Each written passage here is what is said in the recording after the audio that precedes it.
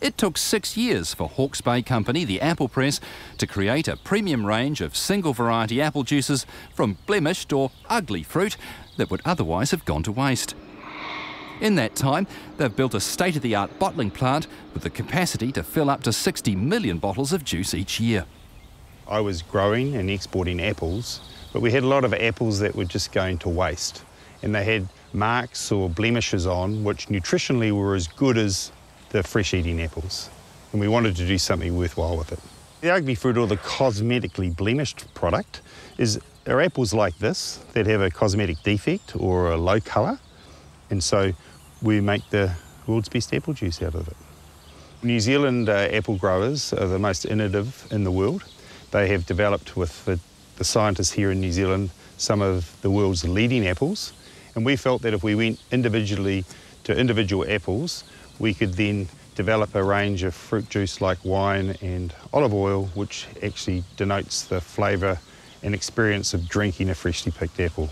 It's not just one single process. We do have the best ingredient, which is the apples. Our apples go through the same process as fresh apples that the customer would pick up in a supermarket, but it has all of the 5-star treatment of the cool stores to all of the technical processing that we do at the factory. Ours is a single press. We don't use any heat in that process. We're cold pressing, and we only press the juice once. We remove the oxygen out of the juice, we flush it with nitrogen, and it gives us an extended chilled shelf life. We use half the plastic of normal plastic bottles. Yeah, we're confident that it is the world's best tasting apple juice.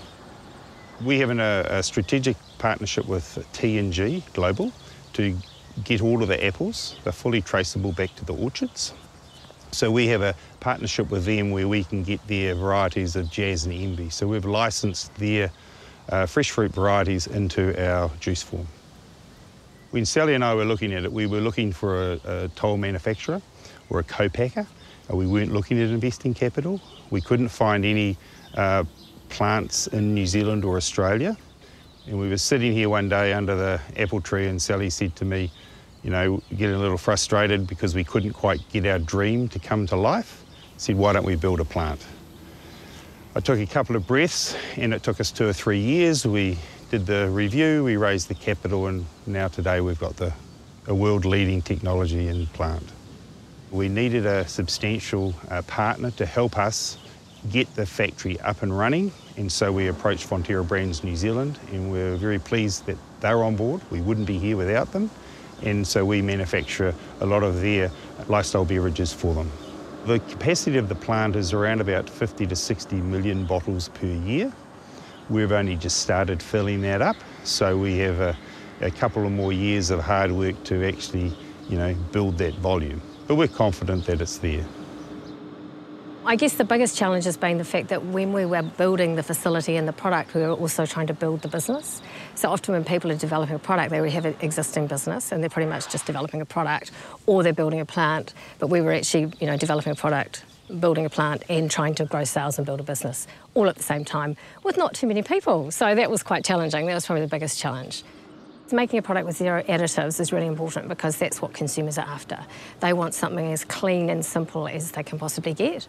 Us food technologists like to be able to add stuff, but really simple is hard. But we wanted to achieve that. So it's been more difficult to make something with zero additives, but that's been our objective, and we've managed to succeed with that. So it's pretty exciting. I'm really excited with what we've developed.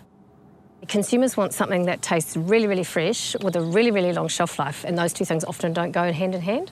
So technically it's quite challenging, which is why we've invested in some significant technology, which is giving us that magic trick which allows us to actually convert a fresh apple into something that tastes like the fresh apple from which it came. So the shelf life of our product is 9 months, chilled, so it's a chilled product. And the way we achieve that is through the technology that we use. So basically we've employed what we call what's aseptic filling technology, which means we fill our product cold in a sterile environment. So we make sure there's no air or bugs in the product, and then we fill it in a sterile environment. It's a bit like an operating theatre. It's completely clean, which means that you can remove any bacteria that are in the product, and that means that you get the long shelf life. It sounds very simple, but that technology costs millions of dollars, and we bought that in from Germany. We blow our own bottles on site, so a lot of manufacturers bring bottles in and then they fill them. We actually have an integrated system where we bring a little test tube-like looking creation, and that's basically goes through our system, it blows it, it's heated up, and it blows into a bottle, and then that's filled, and it's all done in a completely enclosed space, and that means that that's how you keep it sterile. Fresh apples all taste completely different. Apple juice historically hasn't tasted different. So I guess what we're saying is it's like wine. You can buy different wines from different grapes and they all taste very different, and they credit the grape from which they've come. So we're doing the same thing with apples. So, you know, a Jazz apple juice tastes completely different than an Envy that tastes of Pink Lady or a Royal Gala or a Braeburn, whichever profile people like in terms of acidity or sweetness.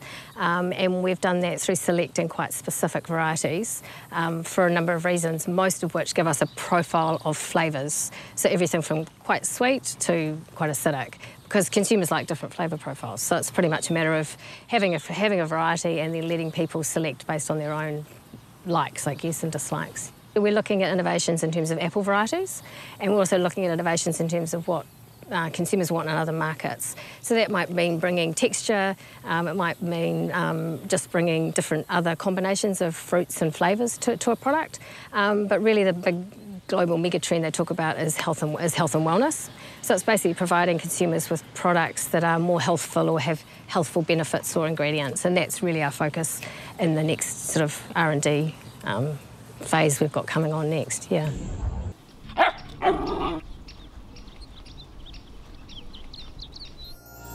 Thanks, New Zealand On Air.